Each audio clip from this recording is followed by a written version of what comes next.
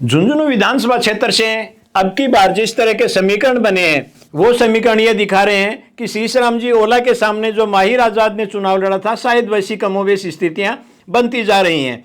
ब्रजेंद्र ओला कांग्रेस के लंबे समय से विधायक हैं, मंत्री भी रहे हैं और अब की बार एमपी भी बने हैं, लेकिन उनके प्रति मुस्लिम समुदाय की नाराजगी शायद इतनी संभव नहीं थी, क्योंकि पिछले 2 चुनावों में बबलू चौधरी के साथ में मुस्लिम समुदाय था, बागी प्रत्याशी के रूप में चुनाव लड़ा था।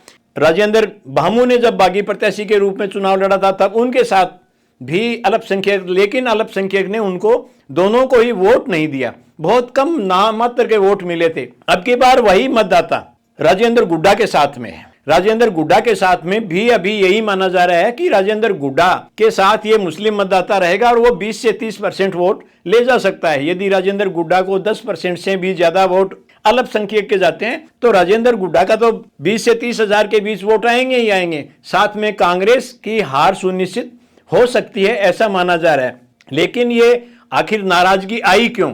माना जा रहा है कि ब्रजेंद्र ओला ये मान के चल रहे हैं मुस्लिम समुदाय के लोग हमारे पास चल के आएंगे। हालांकि उन्होंने करीब 5 से 6 अल्पसंख्यक समुदाय के पूर्व विधायक और जो भी प्रत्याशी रहे हैं प्लस नगर परिषद के चेयरमैन, उनको बुला रखा है और चुनाव प्रचार में लगा रखा है और मोहल्लों में 1-to-1 इंटरेक्शन कर रहे हैं, नुक्कड़ सभाएं कर रहे हैं। और उसका असर भी है कि राजेंद्र गुड्डा की तरफ जो मुस्लिम समुदाय का एक बहाव तेजी से जा रहा था वो रुका है और अब एक ब्रेक लग गया है। भाजपा ने भी जब से अपने वोट को रोकने का प्रयास किया, व्यक्तिगत संपर्क शुरू हुए, उसके बाद राजेंद्र गुड्डा का मूवमेंट कुछ कमजोर हुआ। राजेंद्र गुड्डा बीजेपी को राजपूत समुदाय के वोट लेता है उतना नुकसान पहुंचा सकता है। अभी तक लोग मान के चल रहे हैं या राजनीतिक जो लोग हैं उनका मानना है कि राजेंद्र गुड्डा करीब 70 से 80% वोट राजपूत समाज के ले जाएगा।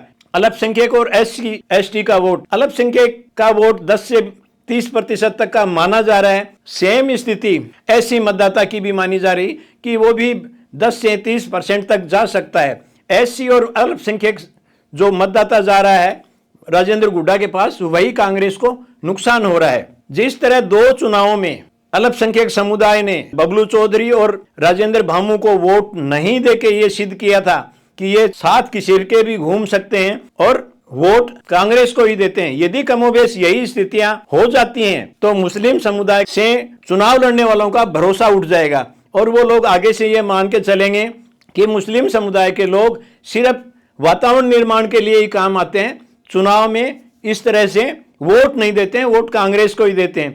यदि मुस्लिम समुदाय ने कांग्रेस को वोट नहीं दिया तो कांग्रेस प्रत्याशी की हार सुनिश्चित हो सकती है। अब दोनों में से कांग्रेस प्रत्याशी को या अल्पसंख्यक समुदाय को, इन दोनों में से किसी एक का नुकसान तय है। किसका होगा ये 23 तारीख को ही पता लगेगा। लेकिन ये तय है कि भाजपा की स्थिति आज के दिन झुंझुनू में काफी मजबूत मानी जा रही है। सट्टा बाजार शुरू से ही भाजपा प्रत्याशी को 15,000 से 30,000 के बीच में जीता रहा है और सट्टा बाजार में भाव भी 12 पैसे से लेकर 20 पैसे के बीच रहे हैं। ऐसी स्थिति में हालांकि सट्टा बाजार की स्थिति जैसे हरियाणा में फेल हुई थी वैसी भी हो सकती है, लेकिन अभी तक लग नहीं रहा है कि झुंझुनू में इस तरह की स्थितियां होगी। लेकिन ये तय है कि अल्पसंख्यक समुदाय के कारण से कांग्रेस चुनाव हार सकती है और यदि चुनाव नहीं हारी है अल्पसंख्यक ने, यदि कांग्रेस को वोट दे दिया, अल्पसंख्यक समुदाय के लोगों से नेताओं का भरोसा उठ जाएगा। आप लगातार राजस्थान टॉक देखते रहें। और वीडियो के लिए हमारे चैनल को सब्सक्राइब करें और बेल आइकन को दबाएं।